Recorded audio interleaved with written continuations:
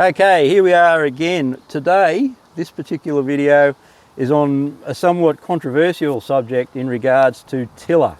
Now, this is going to be a hard one for me to explain in a sequence that falls into place. You're sort of chopping and changing, so I'm going to do my best with it.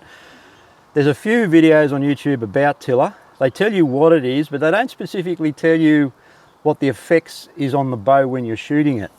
Now, like I say, I'm going to take my time with this one because I'm just trying to get my head around which way to go with it. Now, what it is, tiller is the difference in load, for want of a better term, that you put on your top limb as opposed to your bottom limb. Now, the reason you have a tiller to consider, it's a big deal with recurves, and I've always maintained that it should be a consideration in compounds. Now, what happens with a bow, any bow, recurve, compound, this is an older style bow with a more traditional setup. If you measure your axle to axle, dead center of your axle to axle is usually that part of your grip.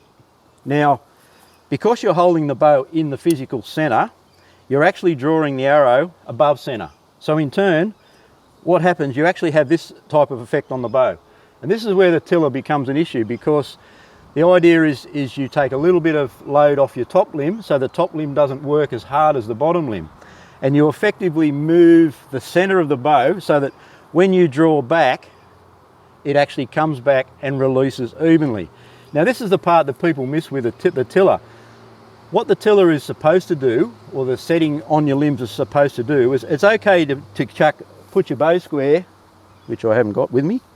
If you put your bow square on, you can measure your string, your arrow square off your string at rest. That's fine.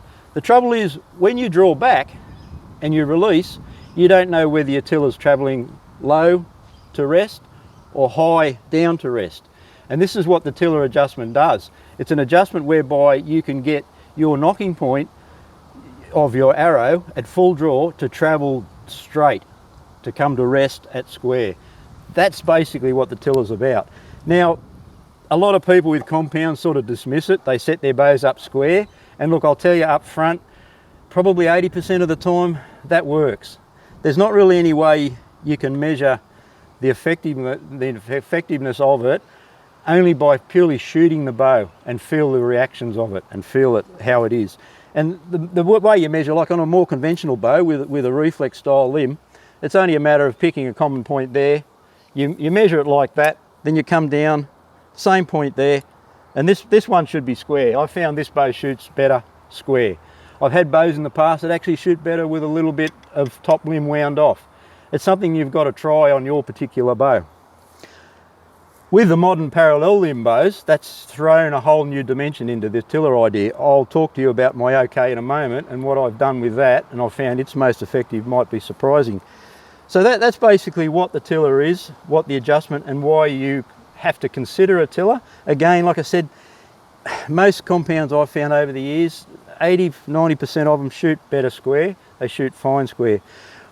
What I do want you to do, if you go back and have a look at the video Jimmy did with what's the latest bow shooter, the Sim 2000, 3000, what are we up to? The Sim shooter. Which one? The latest one that Jimmy and Mark had out here. The Sim Shooter 3000. Oh, the Hooter shooter thing. Anyway, about 6 weeks ago, Jimmy did a video shooting his bow out of the new shooting machine. What I want you to notice, given that the fact that the bow was set in a machine with a pipe rest there, when they loaded the pulley up, or when they loaded the winch system to draw the bow actually did that. It kicked up. And this is what I'm pointing out about how that affects the bow. And even at full draw, before they released, you could actually see the bow was at this particular angle. That's because you're actually drawing the bow closer to the top limb than to the bottom limb.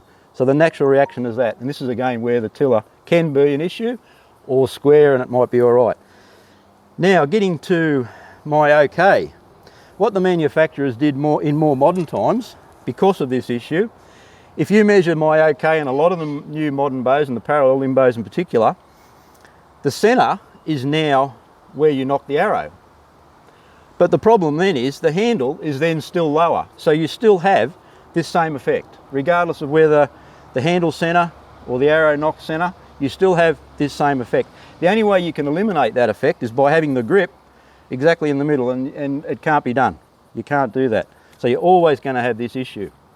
Now, what I found with this particular bow, being a parallel limb bow, trying to measure a tiller is virtually impossible, because you can wind this limb right out, this limb right in, and that distance measurement is exactly the same, because when you adjust it, the limbs actually go up and down like that, not forward and back like a more conventional style bow. So what I've done with this one, the only way you can get an idea of having equal pressure on your limbs is basically wind your limbs all the way in and wind in the same turn out. The problem then, we have an engineering issue with the angles here, but being German, I've got no doubt it's spot on. The only other variable comes into play is the actual limbs themselves.